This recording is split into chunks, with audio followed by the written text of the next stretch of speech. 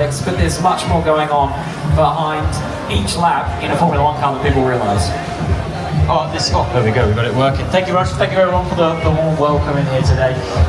Yeah, it's looking like it's going to be a good weekend. We know Spa is always great.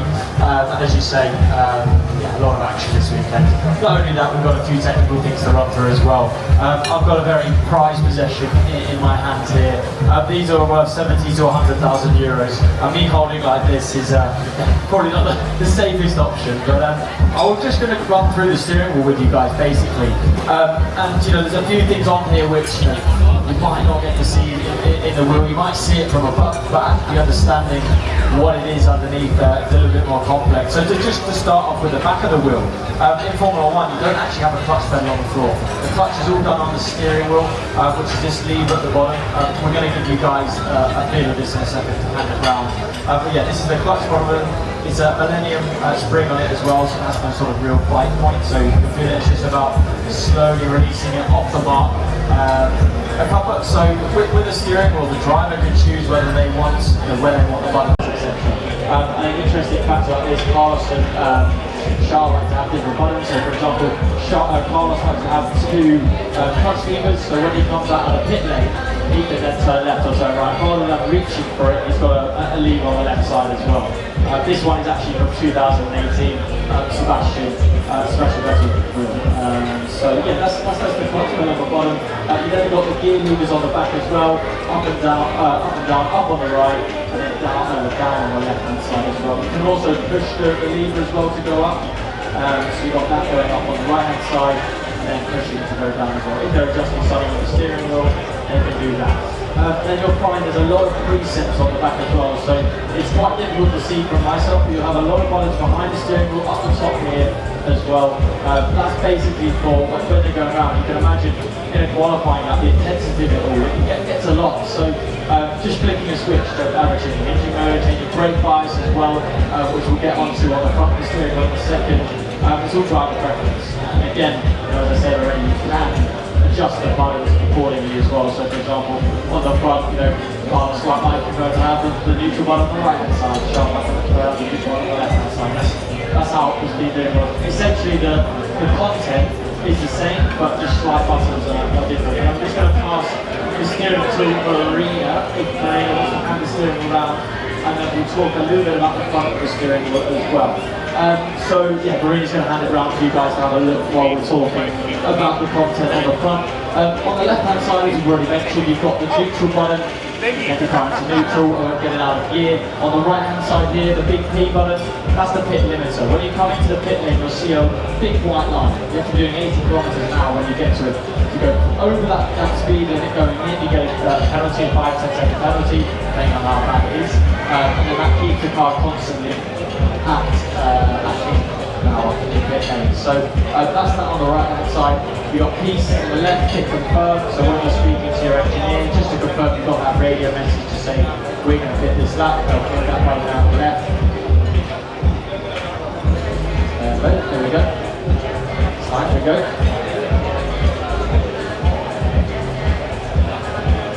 So I've got the orange button here on the left hand side again, which is the radio button. That's the speed, so they'll click it once to open up the radio channel, speak to their engineers, then after that they'll close it. I don't know if you guys heard, I think Charles left the radio open in China, I think it was. He was going through that first sector. You can hear him breathing. Usually they'll close it off before then. So he has realised he turned it off. So it's an open and a close button on the left hand side.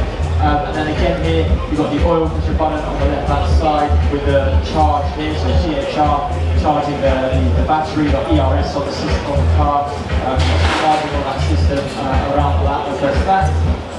Again, up here on the left hand side, this little blue button, I believe that is the water button, so if they want to get a bit of drink through halfway through the race, they can press that blue button down the left hand side. We've got the little switch dials on the left hand side when you see the steering wheel. SOC stands for state of charge. State of charge of the battery, how much you want to charge it around the lap as well, how frequent you want to get that energy back to the recovery system.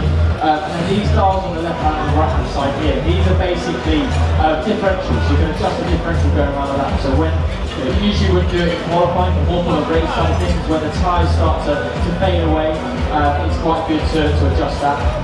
You can adjust the front on the left and then rear on the right hand side as well.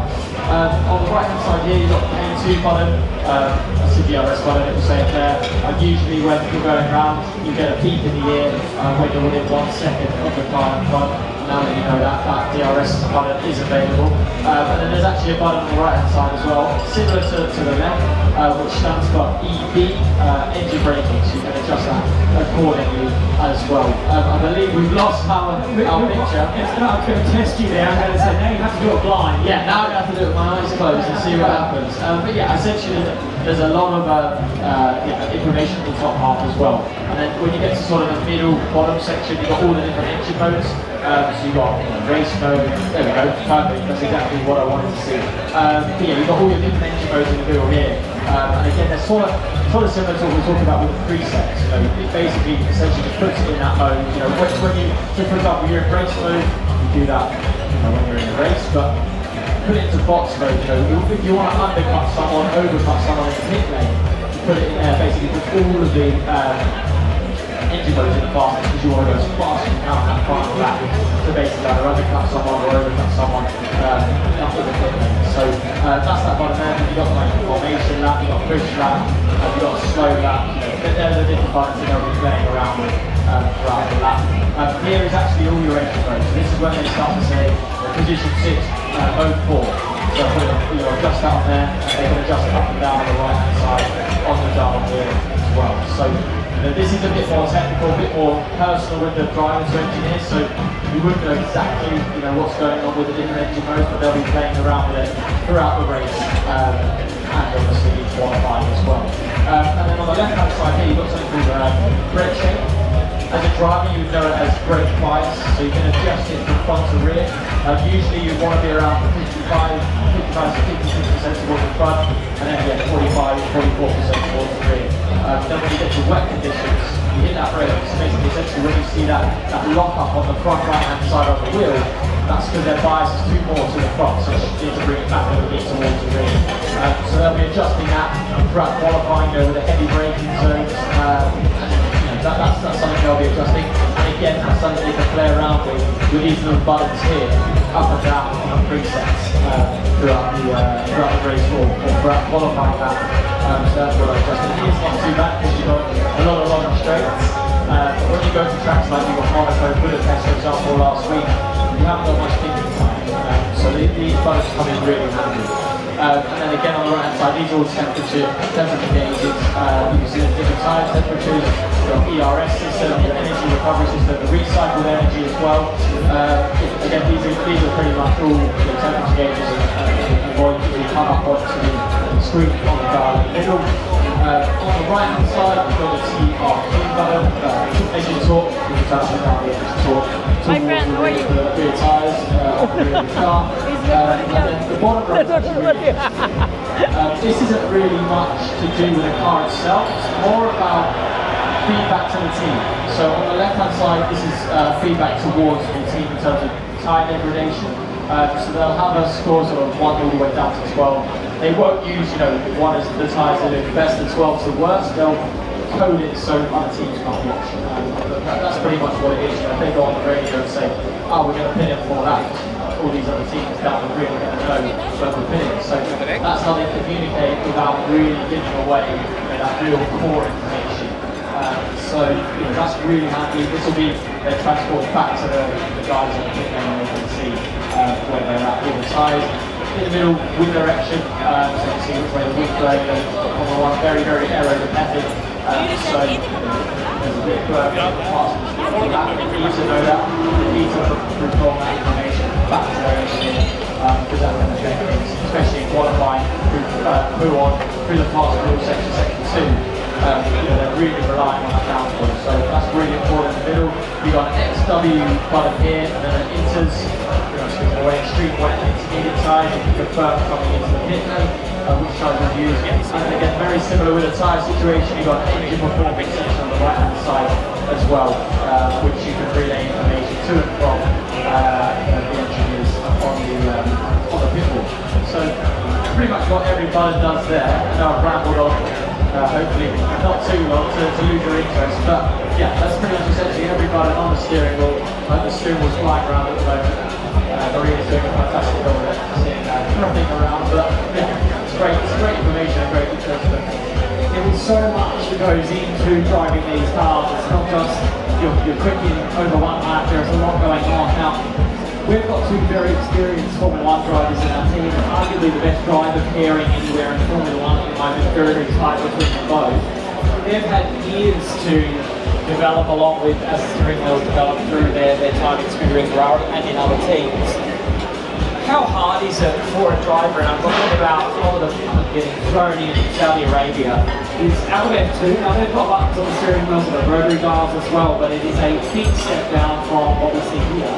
How hard is that to drive at the level that you really need to be competitive at in Formula 1 when you've been run up, Carlos is sick, step in the car and you do the race? It's not easy, let alone knowing about a steering wheel. The whole pressure of that environment as well is very difficult. But from Formula 2 wheels look complex, but it's nothing like this. They probably have 5, 10, 15 buttons that they can play around with racing. Look at Formula 1, there's a million buttons, there's loads of buttons behind the steering wheel with the engine motors as well. So yeah, that adaptation, is the word I was looking for, is super difficult. That's one of the things you've got to admire what a brilliant job that Ollie did, just jumping in, delivering things. He's had a few goes in a Haas car as well, but there's a similar situation to what we have here. Obviously, they use the same customer engine as well as Ferrari, but yeah, completely different ball game. And throwing into a race situation as well, having one practice under your belt, trying to get everything learned in that process as well, is super difficult. And he did a fantastic job of it. Spent twice, we can now say it, can't we? He's got a seat in the grid next year in Formula 1. So yeah, what a job. And he was only 18 years old at the time. I think everybody forgets that.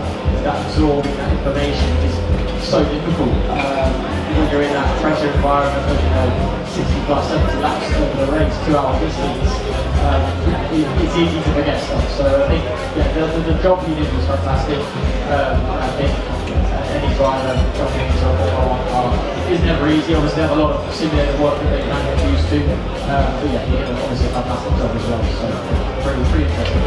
We've heard that other drivers, and I was not going to mention his name, but I will because he's out of Formula 1 now. Obviously, Nikita Mazepin in Monaco was 15 halfways race engineer for a certain level of settings on his steering wheel, and he had to be taught through exactly what buttons to press. Now that's really not good enough for a Formula 1 driver. You should know what you need to do. It's different if you're obviously just getting thrown in for the very first race.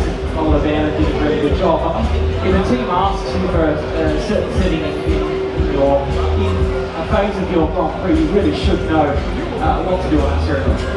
Exactly, you said it there, it's literally, it's like their computer. You sit in an office, this is their computer in an office, and you get asked to do something you don't know how to do it, you're asking for these questions. Because when you've lied on your job resume, you said, I'm really good at Microsoft Excel. Yeah, and then you get found out very quickly, don't you? So yeah, that's a great example of it, jumping into a Formula 1 car, and you're an actual moron driver, you should know your craft. The relationship with your engineer and driver is basically one of the most important on an F1 weekend. So yeah, when you get asked to do something, you do it.